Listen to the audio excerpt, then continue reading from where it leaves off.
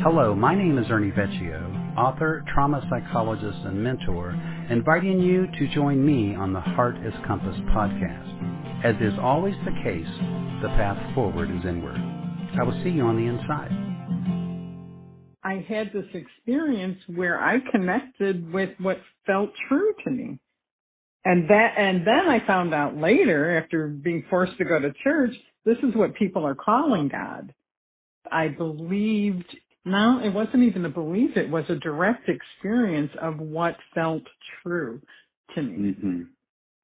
Yeah, I think that you and I came into the world and, kind of in tune, and the world knocked us out of tune, and we sought harmony from that point forward.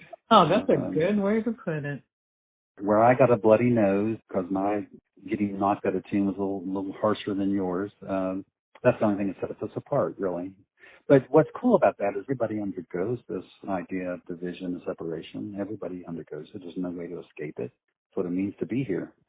When a sperm fertilizes an egg, it creates a cell, which then 2 turn into 4, 4 turn into 16, and they begin to grow exponentially. Mm-hmm. And then they form a kidney and a lung and a heart and a spinal cord in their brain. The same intelligence as organizing those cells into organs is the same intelligence that's organizing your dream symbols. Mm-hmm. I can't prove that. I have no evidence that that's true, but that feels true to me. Because how do these cells know to become a heart, a liver, and a lung, and a kidney? The intelligence, which would be life itself, is organizing those cells in a particular way to form those organs. Mm. Well, that same intelligence is still with you now that you're fully formed, you see. It orchestrates your life. And people say things happen for a reason, and I go, yeah, well, it's for you to get the reason. So the outside organization of your life is happening. It's nothing but an extension of the internal world. And again, you look for patterns and you look for common themes in these outside events. If you pay attention to your life and you're not doing robotic kind of living and new things are happening around you, those new things are giving you hints to internal changes.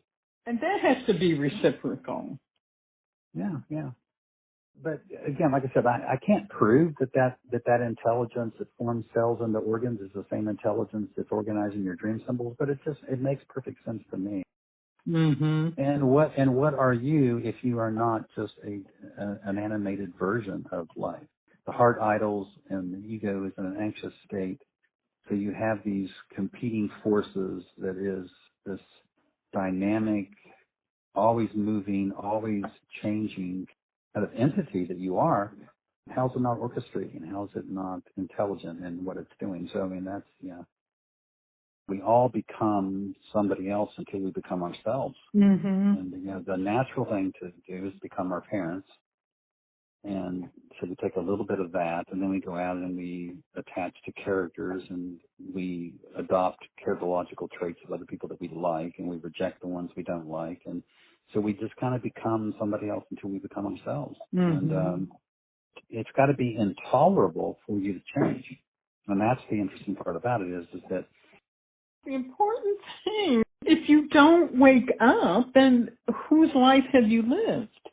To go back to the disturbing presence phrase is that you've got to reach a place in your life where the being that you have to become is so intolerable that you cannot be it anymore.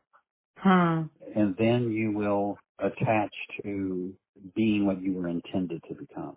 That without the intolerance, you won't move. You won't change. You won't do it.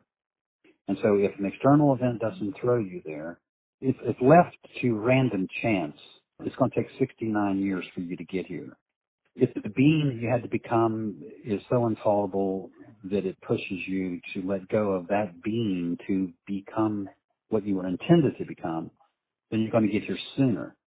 If you want to add 25 to 30 years of presence to your life, then you've got to make the decision of to be present first, and then you have to make the decision to handle the disturbance of presence. Mm-hmm.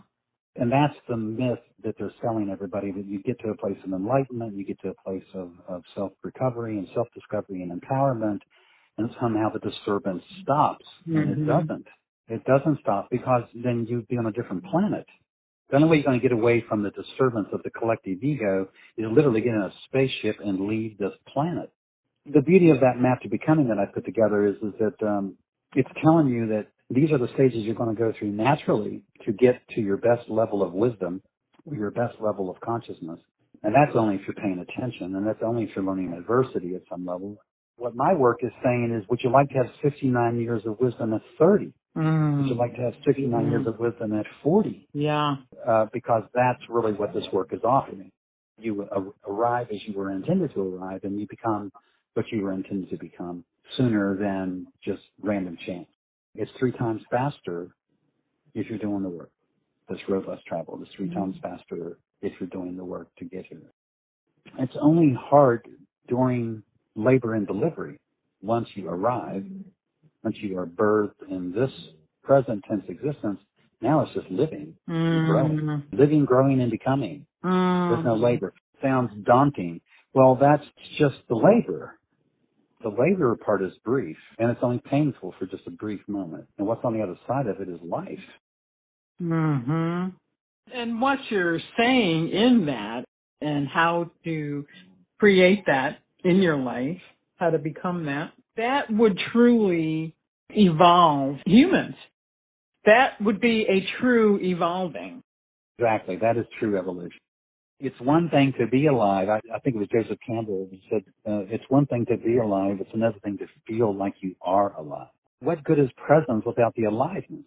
And that's why I love Carl Jung's idea of the human shadow. He said that it's not a coincidence that if you spell live in reverse, it spells evil. And if you spell devil in reverse, it spells live. And so he says that the human shadow is formed because of unlived urges. And everybody has unlived urges. In other words, that's that idea of coming into the world one way and having to adapt and be another way instead of being your authentic self. All that time you spend not being authentic is an unlived life. And so he said you are bedeviled. The needle turns in our compass heart.